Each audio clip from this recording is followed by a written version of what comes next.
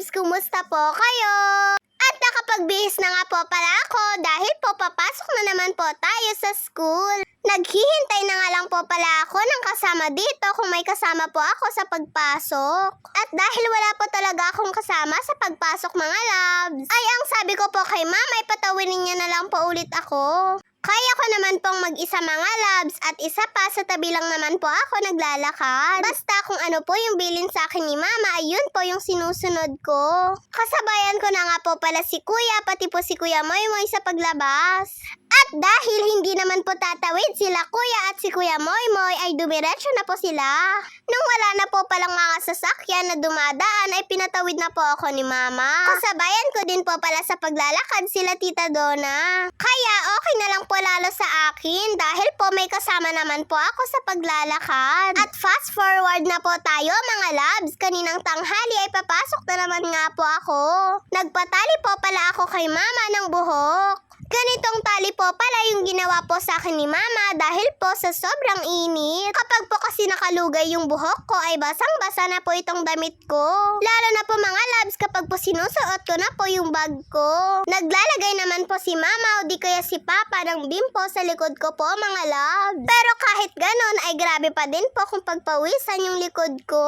At pagka-uwi ko nga po pala kaninang hapon ay nagtimpla po si mama ng gatas po naming dalawa ni kuya. At tamang-tama nga po dahil bumili po si Papa ng tasty bread at pandesal. Kaya ito nga po't nagsasawsaw na po ako ng pandesal sa gatas ko. Bear Brand Choco po pala ito pong gatas ko. At naparami din po pala ako ng pandesal mga Labs. At parang bagong luto po kasi ito pong nabili ni Papa na pandesal. Kaya masarap po.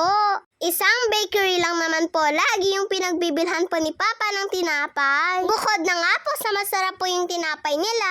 At parang bagong luto pa nga po lahat. At habang nagmimerienda po pala ako dito mga Labs ay hinahanda na po ni Mama yung mga lulutuin po namin. Damihan ko daw po palang pagkain ko po ng pandesal para po may lakas po akong magluto mamaya. At pagkatapos ko po palang magmerienda ay sakto nga pong natapos na rin po si Mama sa paghahanda niya. Eto nga po pala yung taba-taba ng atay balunan mga Labs. Pinagmamantika ko na nga po pala ito dahil ito na lang po yung gagamitin ko pong panggisa. Kaysa gumamit pa po ako ng mantika, ay eto na lang po yung ginamit ko. Ganito po lagi kapag po nagluluto kami ni Mama ng atay balunan. At nung nag-brown na po pala yung bawang at sibuyas, ay sinunod ko na pong nilagay ito pong balon-balunan. Inuna ko lang po ito dahil medyo matigas po ito. At nung medyo luto-luto na po, ay sinunod ko na pong nilagay yung atay. Pagkatapos ay naglagay na rin po pala ako dito ng paminta. At saka po ay Knorr chicken. At naglagay na rin po pala ako ng konting oyster sauce. Pagkatapos ay hinalo-halo ko lang po ito.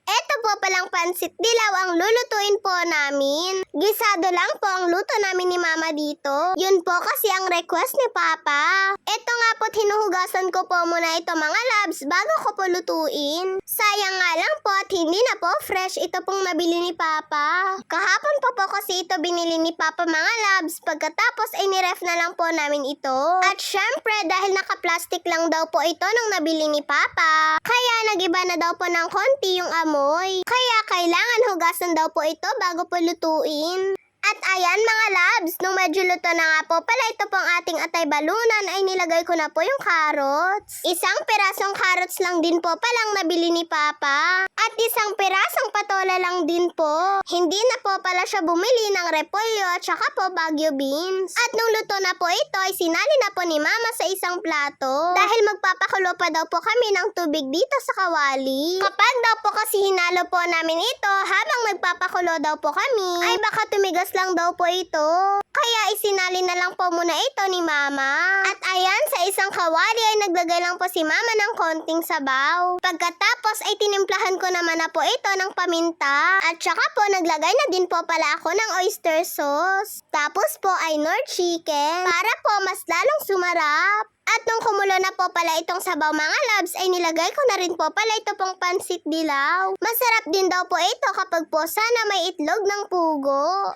At hindi nga po pala kumpleto yung mga sahog neto, mga loves. Pinanghuli na nga lang po pala namin nilagay ito pong patola. Kapag po kasi sinabay po namin ito sa paggisa kanina, ay baka po ay ma-overcook lang po. At wala ka na pong manguya kapag po ganun. At hinalo-halo ko na po pala ito ng mabuti. Dalawang sandok na po palang pinanghalo po sa akin ni mama para daw po may halo ko po ito ng mabuti. Medyo nangangalay nga po ako sa paghalo, mga loves, pero okay lang po. Ganito po kasi kung paano po maghalo si mama. At ayan, mga loves, dahil luto na po pala ito pong pansit, ay hinalo ko na po pala ito pong atay baluna na ginisa ko kanina. At syempre, ihalo-halo ko lang po ulit ito ng mabuti para po may halo sa pansit. Excited na rin po pala akong tikman kung ano pong lasa neto. Ganito lang po kasi yung lutong gusto ni Papa. Halos magkaparehas nga lang po ng pagkaluto ng bihon. Pero ito ay hindi na po kami naglagay ng toyo. Kaya hindi ko po alam kung ano pong magiging lasa neto. Kinakaya ko pa naman po, mga loves, ang paghahalo. Para po ay hindi masunog yung ilalim neto. At ayan, sa wakas ay luto na din po ang ating gisadong pansit. At dahil hindi rin po nakatiis si Papa, ay siya po ang unang titikim. Request niya po kasi ito, mga loves. At pagkatikim nga po ni Papa, ang sabi niya nga po ay may kulang daw po. Nung tinanong nga po siya ni Mama kung ano po yun, ay nako, kanin daw po pala ang kulang. Ano ba yan pa? Gutom ka na po ba? At napasayaw pa nga po ang Papa ko. At ayan na nga po, kumuha din po siya para daw po tikman ko rin po kung magustuhan ko daw po ba yung lasa ng luto ko. At sa totoo lang po ay napakasarap nga po, mga loves. At nagustuhan ko rin po pala yung lasa neto. Yun lang po, mga loves. Maraming salamat po sa panonood nyo. Mag-iingat po kayo palagi. God bless to all. Bye-bye po.